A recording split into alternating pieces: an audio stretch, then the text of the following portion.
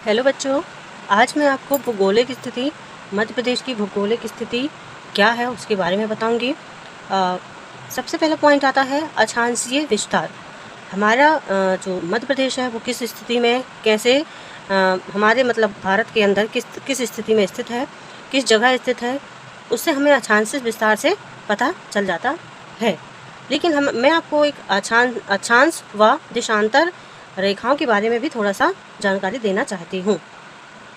अक्षांश रेखा लैटिट्यूड और देशांतर लॉन्गिट्यूड। वैसे अक्षांश रेखा ये पृथ्वी पर पूर्व से पश्चिम की ओर खींची गई एक काल्पनिक रेखाएं हैं, जो क्षैतिज हॉरिजेंटल रेखाएं हैं, जो भूमध्य रेखा इक्वेटर से उत्तर या दक्षिण की दिशा को क्या करती हैं, दर्शाती हैं।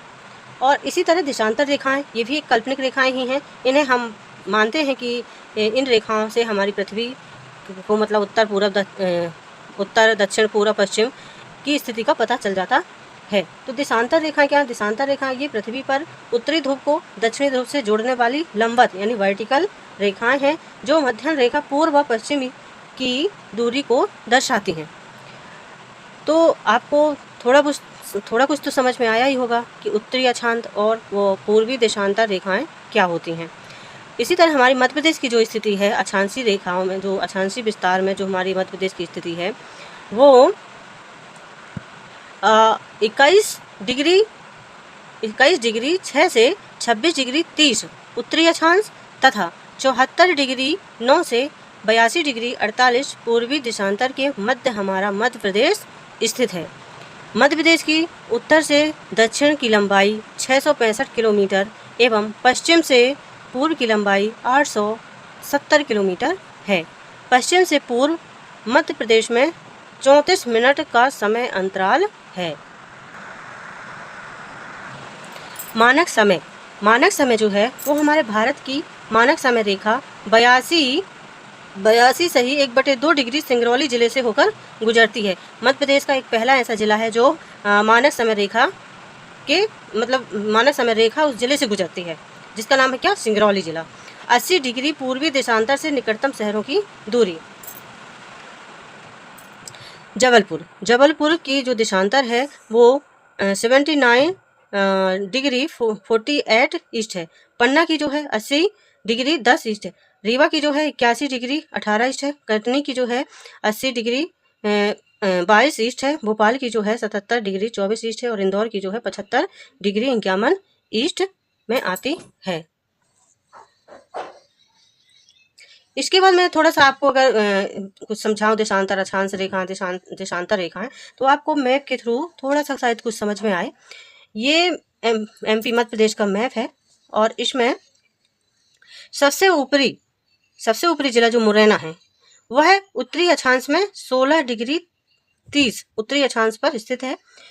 और ये जो हमारे एमपी से तो आपको सबको पता ही होगा कि कर्क रेखा गुजरती है, जो कि 14 जिलों से होकर गुजरती है। ये सिंगरौली है। और ये देखो मानक समय रेखा जो आई हुई है भारत से, वो हमारे सिंगरौली को छूती हुई निकल रही है छत्तीसगढ़ की साइड।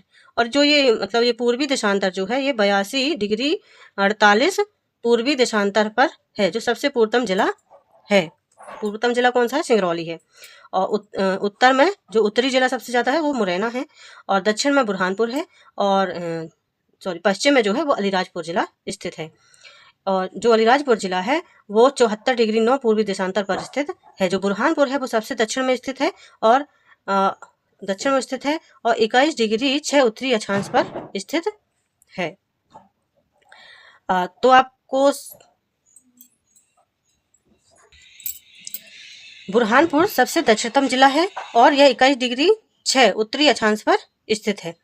ये मध्य प्रदेश का मैप है और इससे थोड़ा बहुत कुछ शायद समझ में आए, इसलिए मैंने आपको ये वीडियो में लेकर आई हूँ। इसके बाद हम पढ़ेंगे पड़ोसी राज्य। इसके बाद हम क्या पढ़ेंगे? पड़ोसी राज्य।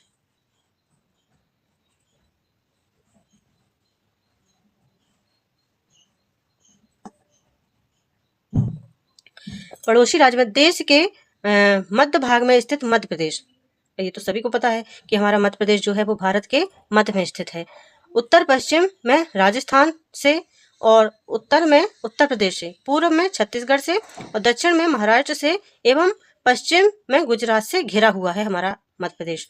मध्य प्रदेश की दक्षिणी सीमा ताप्ती नदी तथा उत्तरी सीमा चंबल नदी द्वारा निर्धारित होती है। आपको ये वीडियो कैसी लगी आप मुझे प्लीज़ कमेंट में लिख कर भेजें, और मेरा पढ़ाने का तरीका कैसा लगता है आपको, आप प्लीज़ मुझे बताएं, और मेरे चैनल को प्लीज़ सब्सक्राइब करें और लाइक करें, कमेंट में भेजें जो आपके कुछ बोलना है मेरे से, तो प्लीज़ आप मेरी वीडियो को लाइक करें।